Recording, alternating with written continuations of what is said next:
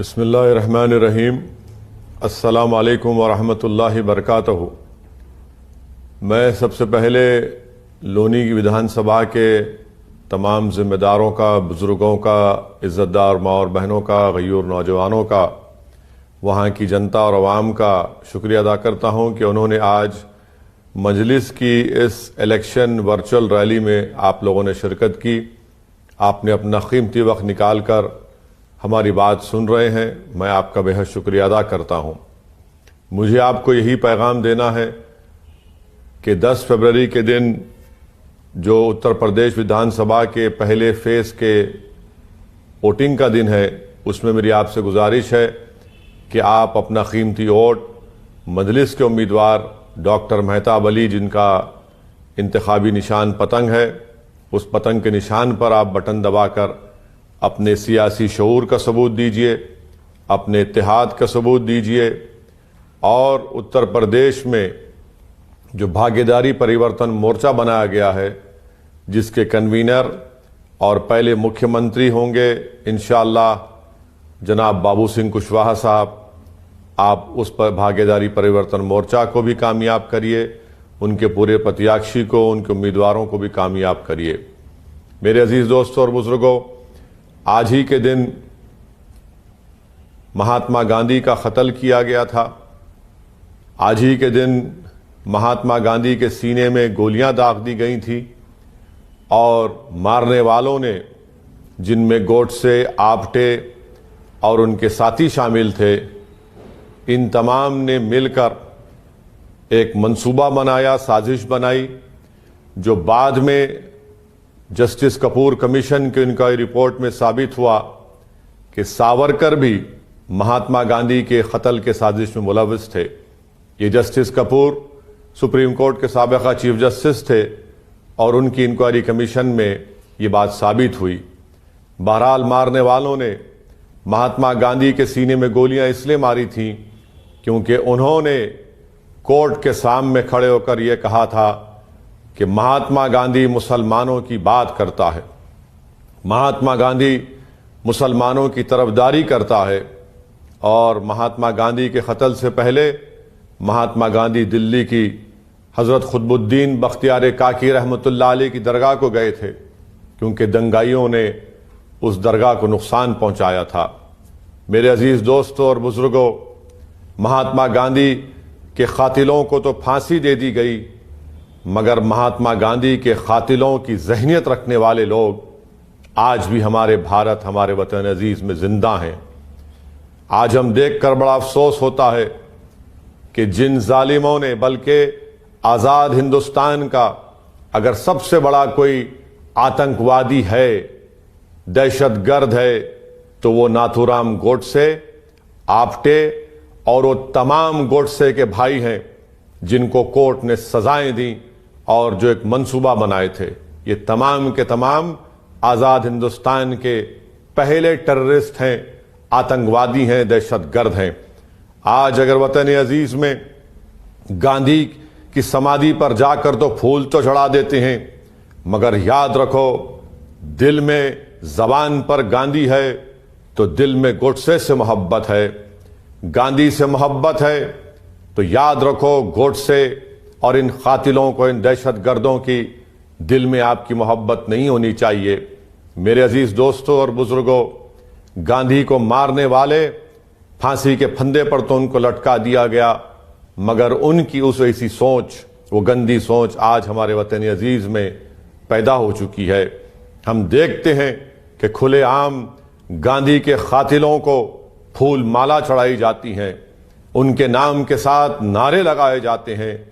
बल्कि हद तो यह हो गई कि बीजेपी की एक मौजूदा रुकने पार्लियामान सांसद ने भी गोडसे की तारीफ की। मेरे अजीज दोस्तों और बुजुर्गों, आज हम देखते हैं, क्या ये हमारा वतन, जिसको हमारे बुजुर्गों ने अपने खून पसीनों से आज़ाद किया, सन 57 की जंग आज़ादी का, जिहाद का फतवा हमारे जय्यद उलमा इकराम ने दिया था और जिहाद के फतवे की स्याही सूखने से पहले उन्होंने अपनी जान के नजरानों को पेश किया। आज हम देखते हैं कि धर्म संसद होते हैं, चाहे वो हरिद्वार का हो, रायपुर का हो, या फिर हालिया दिनों में प्रयागराज में हो, किस तरह की जबान वहां पर इस्तेमाल की जाती है, किस तरह वहां पर लोग बैठकर इंसानियत को नुकसान पहुंचाने की बातें करते हैं, किस तरह वो भारत के संविधान की जो बाबा साहेब अम्बेडकर ने बनाया उसकी धज्जियां उड़ाना चाहते हैं, किस तरह वो हमारे मुजाहिदीन आज़ादी की कुर्बानियों को रायगा जाने देना चाहते हैं, उस पर पानी फेर देना चाहते हैं, उनकी कुर्बानियों को भुलाना चाहते हैं। मेरे अजीज दोस्तों और बुजुर्गों, मैं उन तमाम अवाम से अपील कर रहा हूं जो इस सरजमीन से मोहब्बत करते हैं, जो भारत को अपना वतन अजीज मानते हैं, मैं आपसे अपील कर रहा हूं कि यकीनन सियासी इख्तिलाफात हमारे हो सकते हैं और रहना भी चाहिए। हो सकता है कि आप किसी और पार्टी की मोहब्बत में उनको वोट दें, मगर याद रखो मेरे अजीज दोस्तों और बुजुर्गों, जो बातें आज की जा रही हैं अक़लियतों के बारे में, जो बातें आज की जा रही हैं भारत के इस खूबसूरत मुल्क को जिसका कोई मजहब नहीं है, भारत पूरे विश्व में, पूरी दुनिया में एक ही वतन है जो तमाम मज़ाहिब को मानता भी है और उनको भी मानता है जो किसी मजहब को नहीं मानते। अगर इस मुल्क को एक विचारधारा में, एक आइडियोलॉजी में जो भारत के संविधान के खिलाफ है, जो गांधी की कुर्बानियों के खिलाफ है, जो नेहरू, पंडित, बोस, मौलाना आज़ाद, जौहर बरादरान, अल्लामा फजल हक खैराबादी, मौलाना हुसैन अहमद मदनी और जो रेशमी रुमाल की तहरीक जिन बुजुर्गों ने शुरू की थी, उन तमाम के खिलाफ है। जो आज लोग नफरत पैदा कर रहे हैं, ये हम मुजाहिदीन आज़ादी की उन तमाम कुर्बानियों को ख़त्म करना चाहते हैं। मैं आपसे अपील कर रहा हूँ, भारत हम तमाम से बड़ा है, ये मुल्क हम तमाम की ख्वाहिशों से बड़ा है।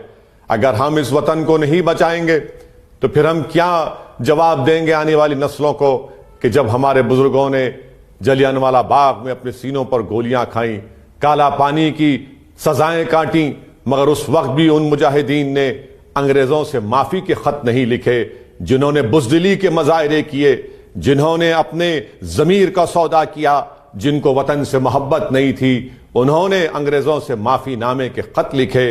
मैं आपसे सिर्फ यही अपील कर रहा हूं कि आज के दिन हमको गांधी की उस कुर्बानी को याद रखना है, बल्कि गांधी के साथ अल्लामा फजल हक खैराबादी, मौलाना हुसैन अहमद मदनी और उन रेशमी रुमाल के तमाम बुजुर्गों को, सुभाष चंद्र बोस को, उन तमाम मुजाहिदीन को याद करना है कि उनकी कुर्बानियों से हमको आज़ादी मिली, इस वतन को हमको बचाना है। अब दूसरी अहम बात जो मैं आपसे करना चाह रहा था कि प्रयागराज के धर्म संसद में यह कहा गया कि दारुल देवबंद को बंद कर दिया जाए। प्रयागराज के धर्म संसद में बात कही गई कि बरेली मसलक के मदरसों को बंद कर दिया जाए। किस बुनियाद पर इस तरह की बातें की जाती हैं? क्या इनकी जबानों को कोई रोक टोक नहीं है? क्या संविधान के मुताबिक इन पर एक्शन नहीं लिया जाएगा कि नफरत के मुजाहरे किए जा रहे हैं, एक मजहब और एक विचारधारा के लोग इस तरह का काम कर रहे हैं? कहां गई उन लोगों की मोहब्बत? क्यों हमारे देश के प्रधानमंत्री खामोश बैठे हैं? क्यों उत्तर प्रदेश का मुख्यमंत्री खामोश बैठा है? क्यों समाजवादी पार्टी के बसपा के लोग आज अपनी जबानों को क्यों नहीं खोलते? मगर मैं आपसे अपील कर रहा हूं कि जो लोग आज इस तरह की वाहियात और गंदी गुफ्तगू कर रहे हैं, वो तो एक पैगाम दे रहे हैं ना कि देवबंदी हो या बरेलवी हो, इनकी नजर में ये एक हैं। तो मैं आपसे अपील कर रहा हूं कि जिनकी जबानों से निकल रहा है वो ये कह रहे हैं कि सब एक हैं, मेरे अजीज दोस्तों और बुजुर्गों, मेरी आपसे दरमंदाना अपील है कि आप इन तमाम चीजों से ऊपर उठकर मुत्तहिद हो जाइए। हालात और वक्त के तकाजे को आप देखिए। अगर आज आप मुत्तहिद नहीं होंगे, भारत की जमहूरियत में आपकी आवाज होनी चाहिए। हमने 60 साल जिस पर भरोसा किया, जिनको नेता बनाया, जिनको वजीर आजम बनाया, जिनको मुख्यमंत्री बनाया, जिनको इख्तिदार दिया, क्या मिला हमको? बताइए आप। जो आज मुझ पर उंगलियां उठाते, उंगलियां उठाइए मुझ पर, आप मुझ पर तनकीद करिए, मगर मेरे इन सवाल का जवाब दो कि आखिर इतने पसमानदा क्यों हो गए?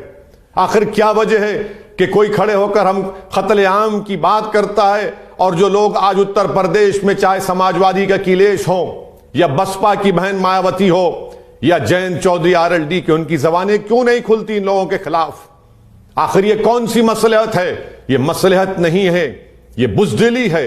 ये बुज़दिली भी नहीं है, बल्कि ये इन तमाम बातों पर खामोशी, उनकी नीम रजामंदी की बात करते हैं।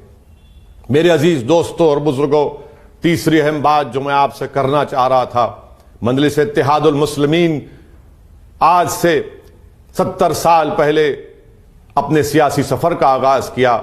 हमारे बुजुर्गों ने बड़ी मेहनतें की, बड़ी कुर्बानियां दी, जेल की सोहबतें बर्दाश्त की, इल्जामात को बर्दाश्त किया, खाक और खून के दरियाओं से गुजरना पड़ा। कभी हैदराबाद से तो कभी शहर बदर उनको कर दिया जाता था, मगर इन तमाम मसाइब और मुश्किलात के बावजूद भी कामयाबी के साथ अल्हम्दुलिल्लाह अल्लाह के फजल करम से मजलिस इत्तेहादुल मुस्लिमीन ने अपने सियासी सफर को तय किया। हमने भारत की जमहूरियत को मजबूत किया। संविधान ने जो हमको हुकूक दिए, उन हुकूक को हासिल करने के लिए मजलिस सियासत में हिस्सा लेती है। और हमारा मानना यह है कि हमको सियासत में हिस्सा लेना पड़ेगा।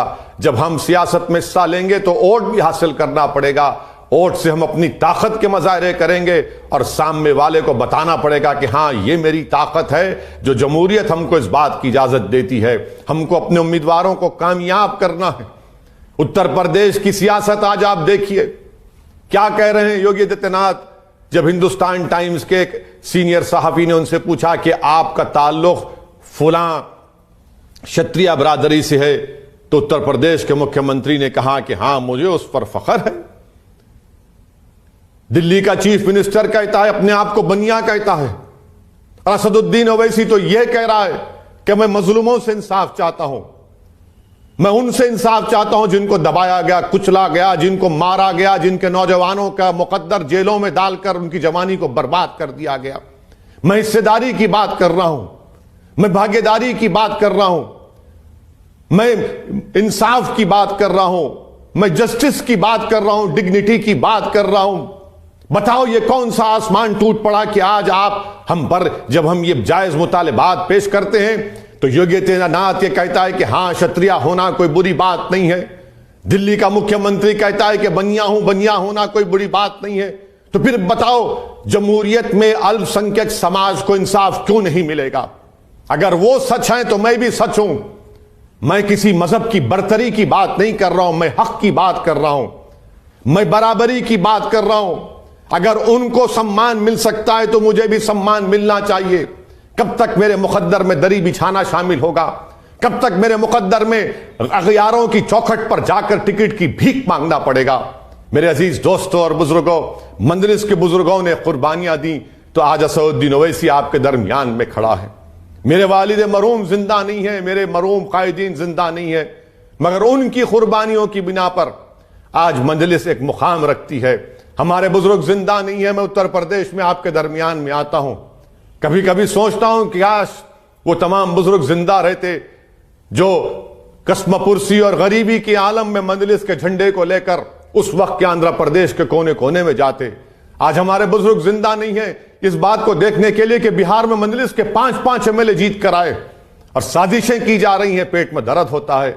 महाराष्ट्र में औरंगाबाद में 22 साल के शिवसेना के एमपी को मजलिस ने हराया, औरंगाबाद की अवाम ने हराया। महाराष्ट्र में मजलिस के 2 एमएलए हैं। मेरे अजीज दोस्तों और बुजुर्गों, आपकी आवाज को मजबूत करना है, आपकी आवाज को मजबूत करना है। बताइए उत्तर प्रदेश की जनता, मैं आपसे कह रहा हूं, लोनी की अवाम मैं आपसे कह रहा हूं, जो गांधी से मोहब्बत करते हैं, जो भारत के संविधान से मोहब्बत करते हैं, बताओ ये कौन सी बात कल अखिलेश यादव के एक अलाइंस पार्टनर ने कर दी? कहा कि समाजवादी पार्टी ने अपने ही पार्टी के 45% मुस्लिम नेताओं का टिकट काट दिया है। बताओ फिर जब मेरी बात, क्या बात सच साबित नहीं हुई मेरी बात कि आपको मजबूर कर दिया जा रहा है, आपको गुलाम बनाया जा रहा है, आपको मोहताज बनाया जा रहा है इन लोगों के, आपको भीख मांगने पर मजबूर कर दिया जा रहा है। अरे प्रयागराज में धर्म संसद, हरिद्वार, रायपुर का हुआ तो अखिलेश, जयंत, बहन मायावती कोई मुंह नहीं खोलते, कोई मुंह नहीं खोलता। आज उन्हीं के साथ वाला कह रहा है कि 45% सपा के मुस्लिम नेताओं का टिकट काट दिया गया। अरे ये मजबूरी, ये मोहताजी छोड़िए, आप नेता बनिए, आप नेता बनिए, कायद बनिए। मैं आपके पीछे खड़े रहने को तैयार हूं, मैं आपको अपने कंधे पर बिठाने के लिए तैयार हूं। अगर आप समझते कि असदुद्दीन ओवैसी की मौत अगर आपको फायदा पहुंचा से, मैं तैयार हूं उसके लिए, मगर अपना हिस्सा तो हासिल करो। कब तक तुम दरी बिछाओगे? कब तक तुम अगियारों की महफिलों में बैठकर उनके सामने जी हुजूरी और गुलामी करोगे? अरे बराबरी की लड़ाई है, वो बराबर हैं, हम भी बराबर हैं, मगर आपको अपनी ताकत का अंदाजा नहीं है। आपको अपनी ताकत का अंदाजा नहीं है। मैं आपको एक अपील कर रहा हूं कि मजलिस को एक बार मौका दीजिए। उत्तर प्रदेश में यह हुकूक की लड़ाई है, यह संविधान के बचाने की लड़ाई है, यह गुलामी की जंजीरों को तोड़ने की लड़ाई है, यह बेबसी से आजाद होकर उम्मीद पैदा करने की लड़ाई है। मेरी आपसे अपील है कि आइए मजलिस के इत्तेहादुल मुस्लिमीन का साथ दीजिए। जो मुखालिफीन कहते हैं कि मजलिस किसी मजहब के खिलाफ है, बताओ मेरा एक बयान बताओ, मैं अगर मैं किसी मजहब के खिलाफ की बात कही है तो मैं किसी मजहब के खिलाफ ना था, ना मेरी पार्टी है, ना कभी रहेगी इंशाअल्लाह ताला। मैं तो चाहता हूं कि भारत का संविधान मजबूत हो, देश मजबूत हो, इतना मजबूत हो कि चीन की आंखों में आंखें डालकर उनको डेप्सांग, डेमचाक और हॉट स्प्रिंग से उखाड़ कर फेंक दिया जाए, जो आज हमारी फौज को पेट्रोलिंग करने नहीं देती। मैं तो हर शोबे हयात में भारत की तरक्की को देखने का ख्वाब देखता हूं। मेरे अजीज दोस्तों और बुजुर्गों, लोनी की आवाम का मैं शुक्रिया अदा करता हूं कि आज मुझे आकर इलेक्शन कमीशन की इजाजत पर पदयात्रा करने का मौका मिला। मैं बहुत से जगह पर नहीं जा सका, आपसे माफी चाहता हूं, मगर जब मैं अलवी नगर को गया, क्या काम हुआ वहां पर? आओ वजीर आला योगी आदित्यनाथ, आओ नरेंद्र मोदी मेरे साथ चलकर लोनी के उस अलवी नगर को देखो जहां पर इंसान बसते हैं।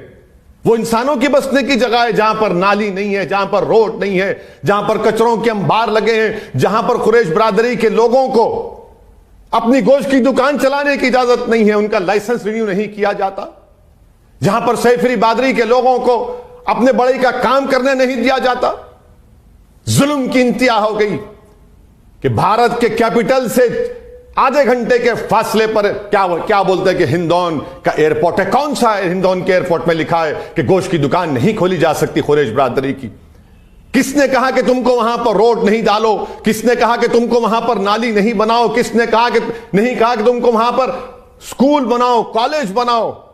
पोल्यूशन आता है, गंदगी भरी हुई है, लोग छत पे नहीं सो सकते, गंदगी पैदा हो जाती पोल्यूशन से।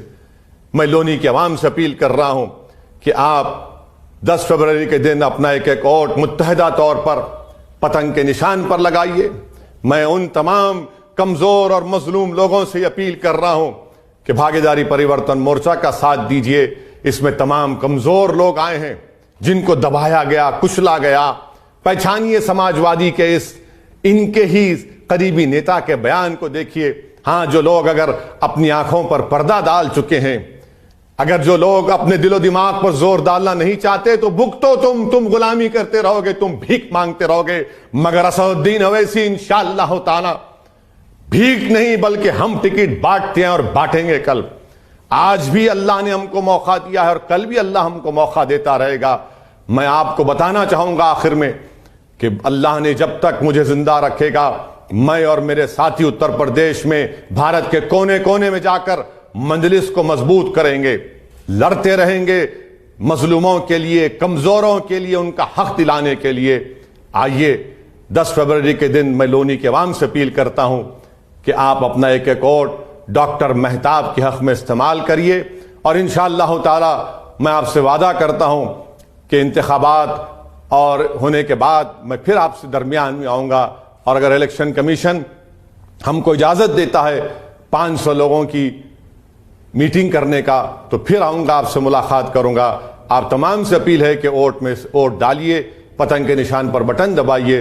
अस्सलाम वालेकुम व रहमतुल्लाहि व बरकातुहू।